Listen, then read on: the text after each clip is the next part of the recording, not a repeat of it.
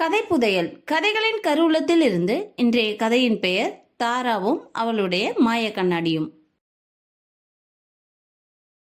இந்த மாய கண்ணாடி தான் தாராவின் சிறந்த தோழி. உலகம் ரொம்ப பெரியதாக தெரியுது. ஓ, எவ்வளவு பெரியது! மூங்கில் புல் போல் தெரிகிறது. ஐயோ, பெரிய பூச்சி, சிங்கம் போல் பூனை. அங்கே பார்! எல்லோரையும் பார்த்து தாரா சிரித்தாள். சொல்லு தோழி, நீ நாளைக்கு என்னென்ன விளையாட்டுக்களை பார்ப்பாய்? குழந்தைகளே, இந்த கதை உங்களுக்கு பிடித்திருக்கிறதா?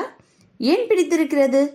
இது போன்ற சுவாரஸ்யமான கதைகளுடன் மீண்டும் சந்திப்போம். நன்றி.